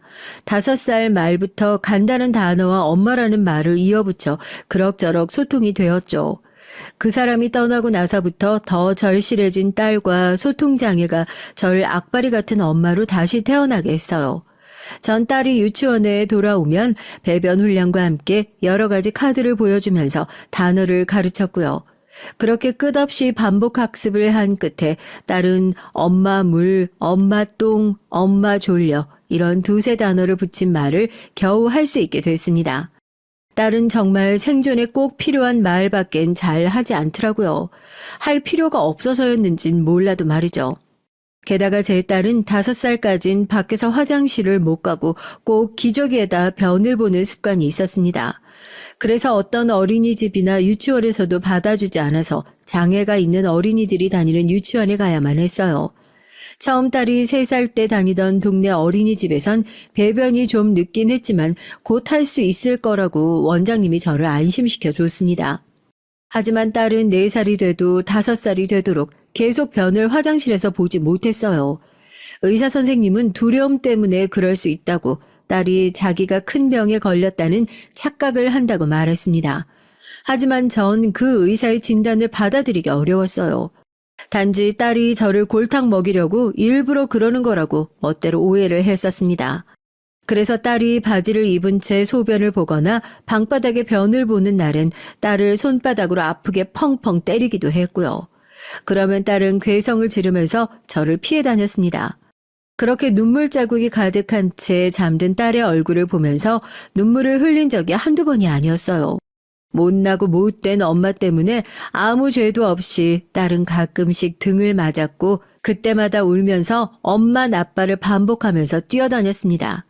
전 딸 때문에 제대로 7, 8시간 일하는 직업을 가질 수 없었어요. 언제 딸이 다니는 유치원이나 학교에서 전화가 와서 이 애 좀 데려가라고 말을 할지 몰랐으니까요. 딸은 학교에 가서도 다른 애들에게 소리를 지르고 수업을 방해하는 등 갖가지 문제를 일으켰습니다.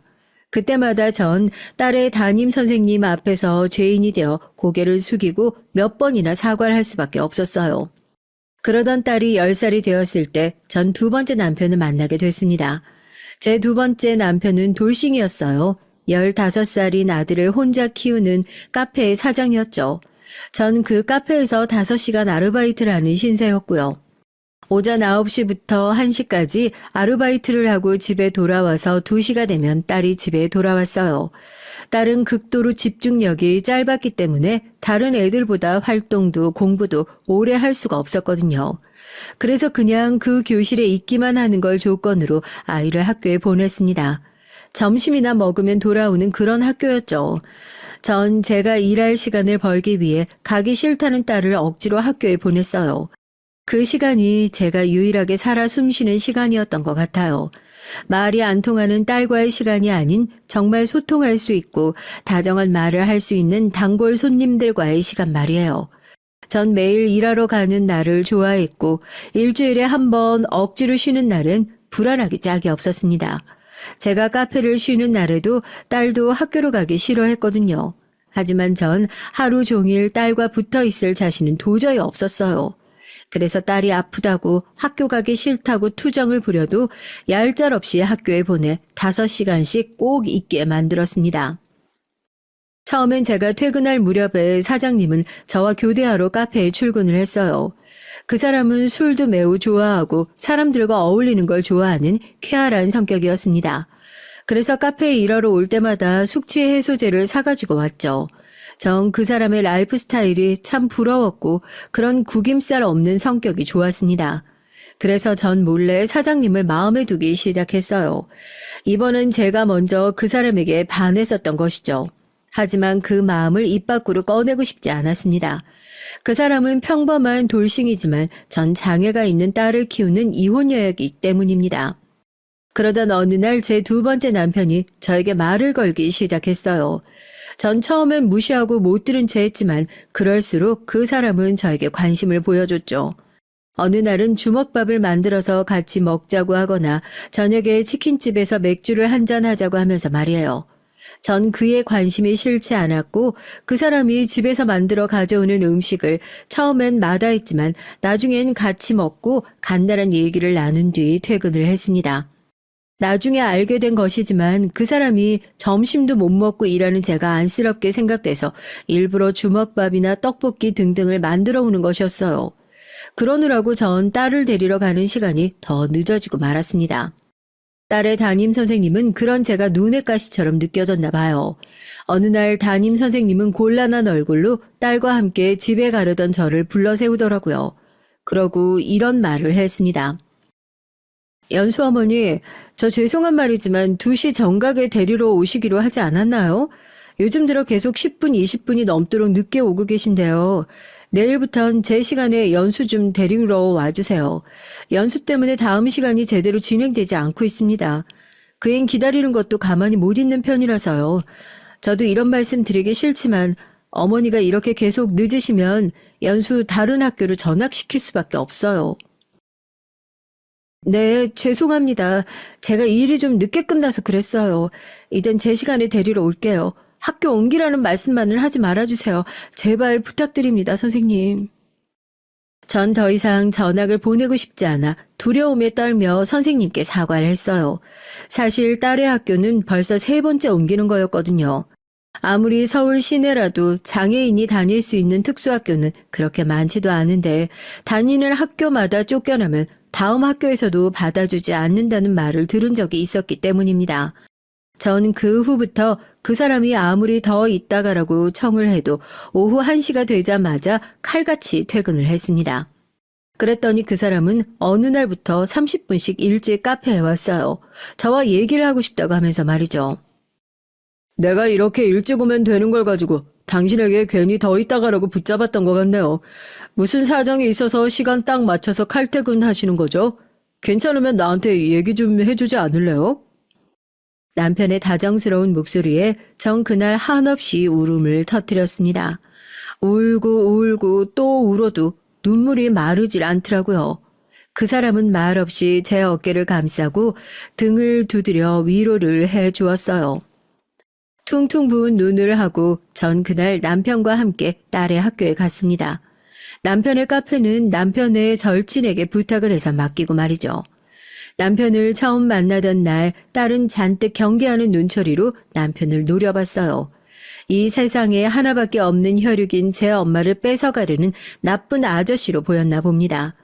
제 딸은 저를 그저 밥 주고 살기 불편하지 않게 하는 집안의 물건이나 로봇쯤으로 생각했을지도 모르지만요. 그래도 다른 낯선 사람들보단 조금이라도 더 애정을 가지고 있었다고 생각합니다. 그러니 저랑 떨어지면 그렇게 울고 소리 지르고 그랬겠죠. 그래서 딸은 언제부터인가 저와 함께 나타난 남편을 볼 때마다 소리를 지르고 다리를 차는 등 난폭하게 굴었습니다. 그때마다 전 2번째 남편에게 정말 죄를 짓는 기분이 들었어요. 하지만 남편은 괜찮다고 신경 쓰지 말라고 말하며 웃음을 지었습니다. 그래, 연수는 내가 나쁜 아저씨로 보이나 본데 하기야, 난 연수한테 엄마의 시간을 뺏는 사람일 수도 있겠구나. 그럼 엄마와 나와 연수, 그리고 오빠도 함께 가족이 되는 건 어떨까? 응? 우리 집에 오빠 보러 갈래? 싫다. 난 오빠, 아저씨 다 싫어. 연수는 엄마만 좋아. 그니까 아저씨, 우리 엄마 데리고 가지 마. 제 딸은 이상하게 촉이 좋기도 했어요.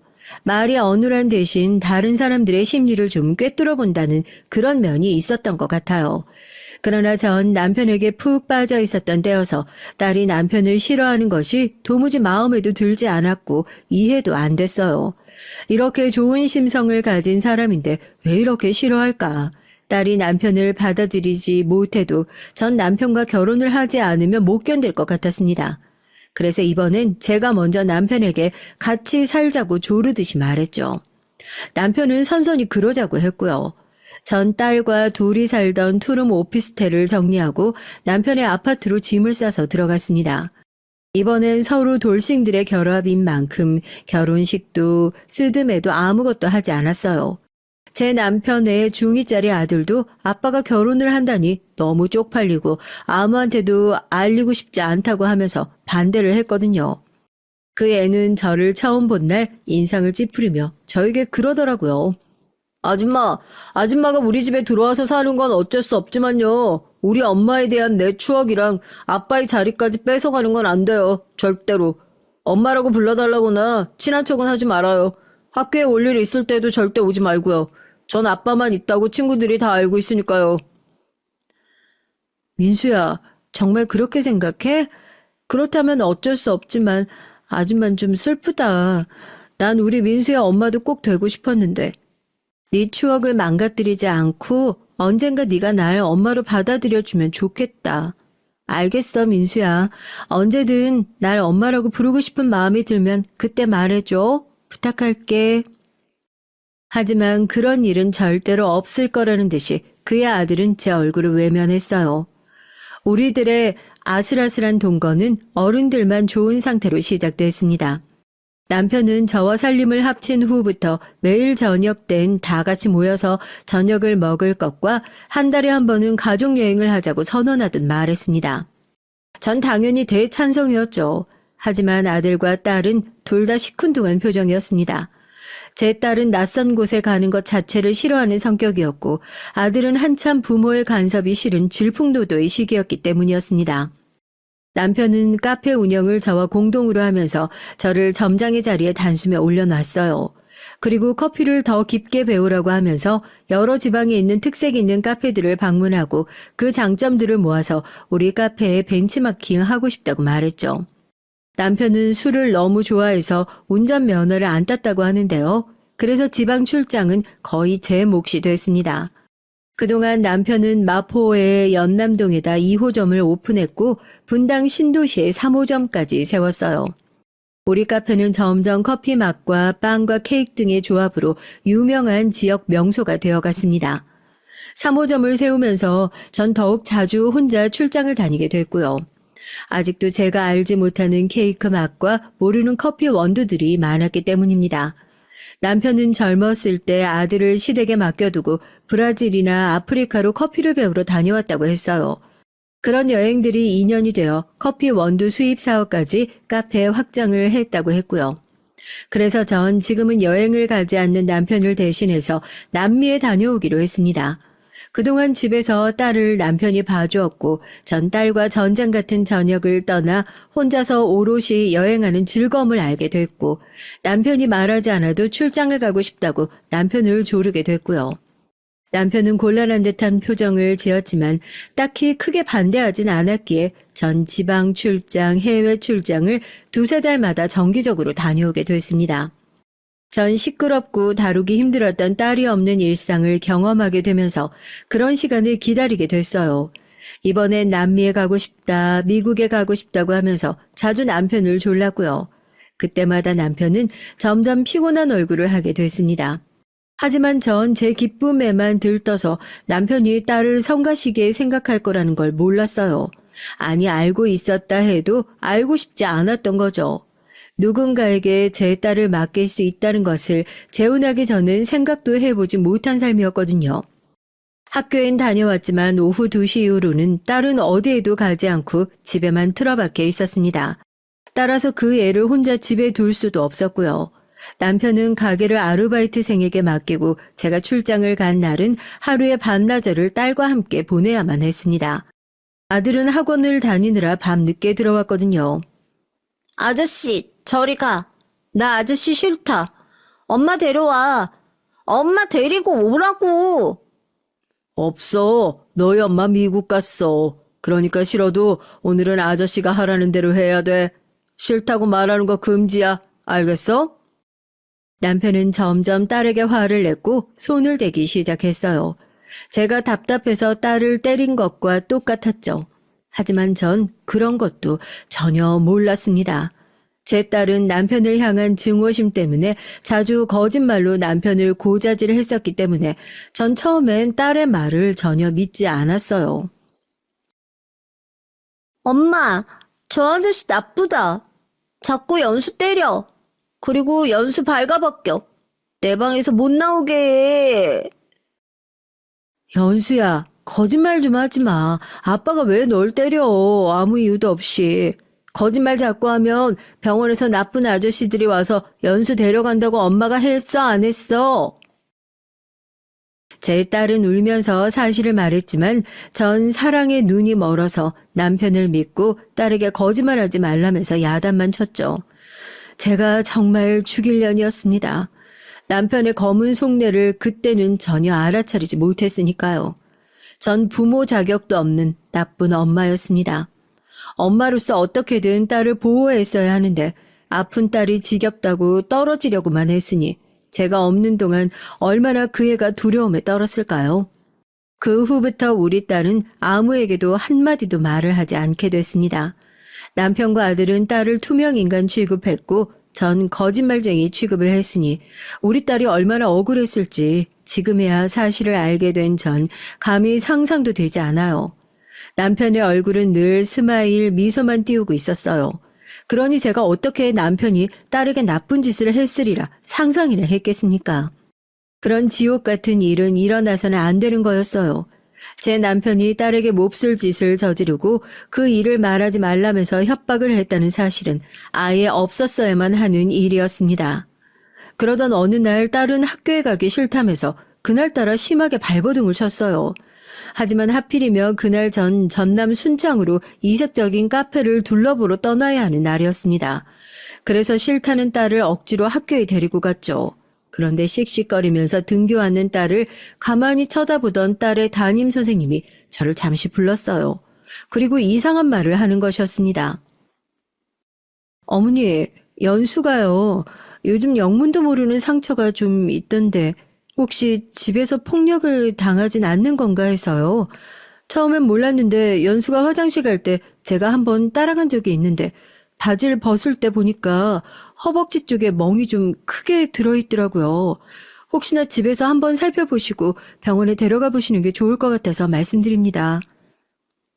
전 선생님이 잘못 보셨겠지 하고 대수롭지 않게 생각했어요. 그저 고개만 꾸벅 숙이고 차에 올라탔습니다. 그런데 서울을 벗어나 고속도로를 달리던 전 알 수 없는 불안감에 휩싸였어요. 딱 시계를 보니까 오후 1시가 좀 넘은 시각이더라고요. 전 순창에 거의 다 왔지만 그대로 차를 돌려 다시 서울 집으로 향했습니다. 두근두근 떨리는 가슴을 안고 불안한 생각을 애써 지우면서 전 속도를 높여 서울 집에 다다랐어요. 그랬는데 글쎄 거기서 보지 말아야 할 것을 보고 만 것입니다. 딸이 정신을 잃은 채 구급차에 실려서 병원으로 가려고 준비 중이었던 거였어요. 제 남편은 어디로 도망을 갔는지 보이지 않았고 딸은 손목에 흰 붕대를 감은 채 눈을 감고 간이 침대에 쓰러져 있었습니다. 흰 붕대는 빨갛게 물들어 있었고요. 남편의 아들 민수가 미친 듯이 연수의 이름을 부르면서 울고 있었어요. 전 민수의 어깨를 잡고 정신없이 흔들어대면서 소리쳤죠.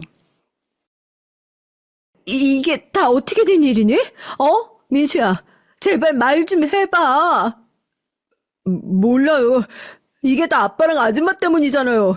연수가 저렇게 된 건 아줌마 때문이야. 난 말했잖아. 가족이 될 생각 전혀 없다고. 그때 그 말을 알아들었으면 결혼이고 뭐고 하지 말았어야지. 우리 아빠가 어떤 사람인 줄 알고 결혼을 하겠다고 했어? 이 바보 같은 아줌마. 아들은 제 손을 뿌리치고는 골목 밖으로 뛰어가 버렸습니다. 전 뭐가 어떻게 된 건지 몰라서 머리를 세게 얻어맞은 느낌이 들었죠. 제가 믿고 사랑하던 남편이 제 딸을 저렇게 만들었다니요. 아들의 말대로라면 제 딸을 겁탈한 범인은 바로 남편이라는 것 아니겠어요?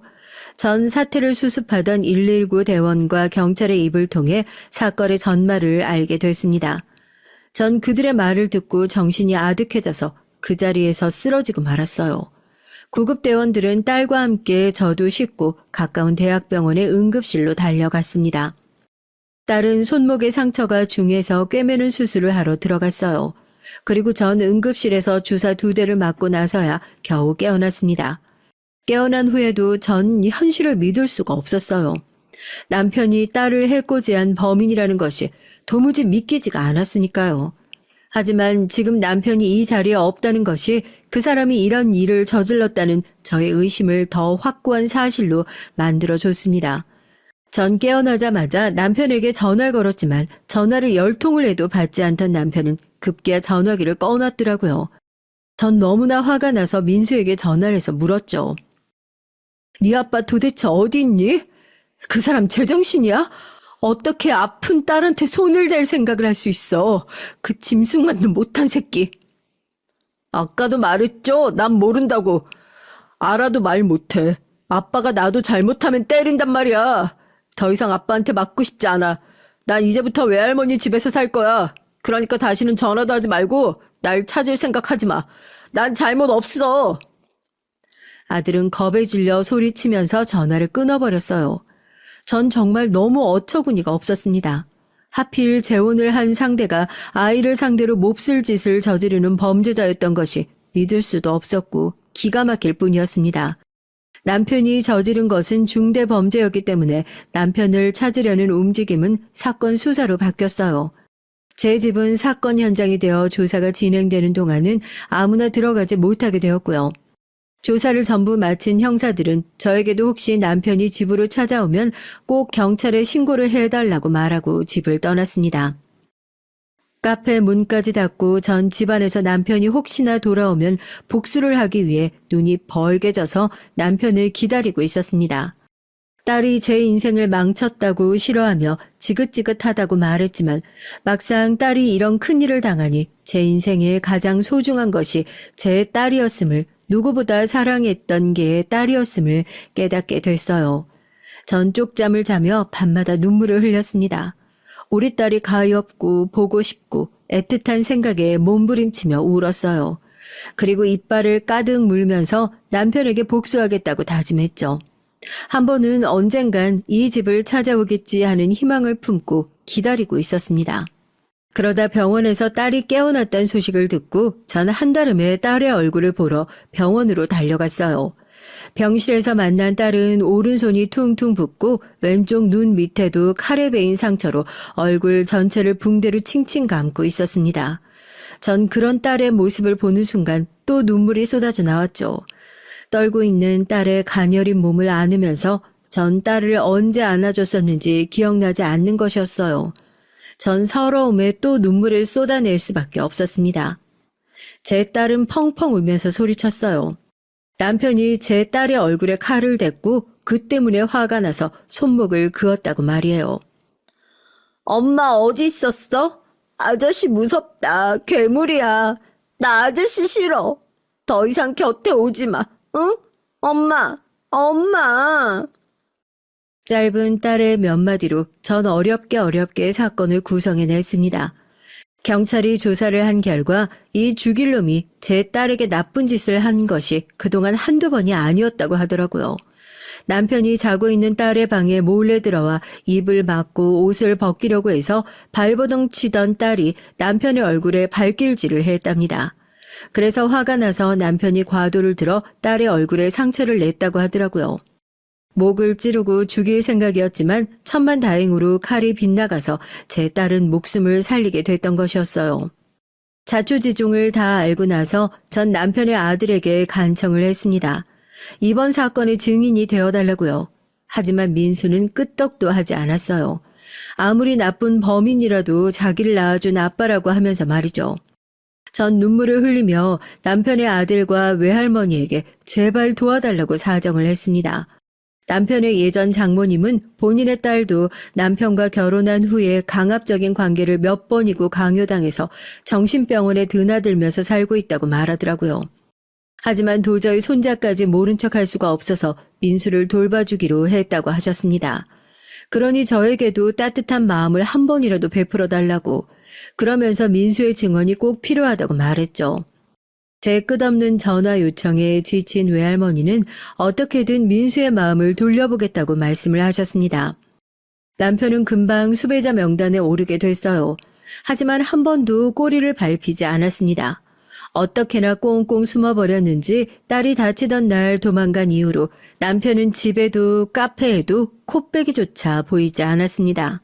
일주일이 지나고 2주째로 접어들던 어느 날 남편은 새벽에 몰래 제 집에 숨어 들어왔어요.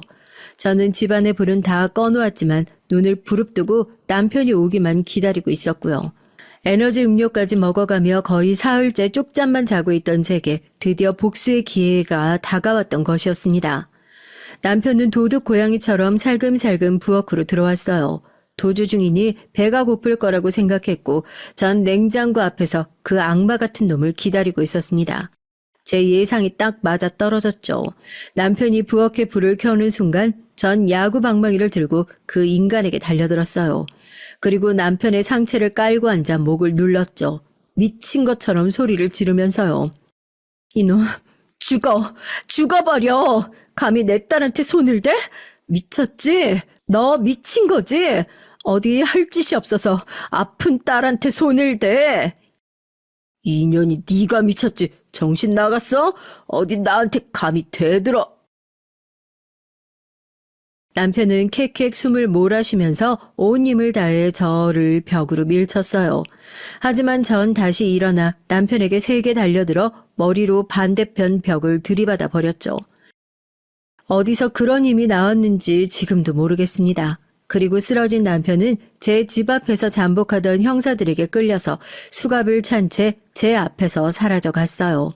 마지막까지 눈매를 서늘히 붉히던 그놈의 얼굴을 잊을 수가 없습니다. 여기까지 제가 겪은 인생의 최악의 사건이었어요.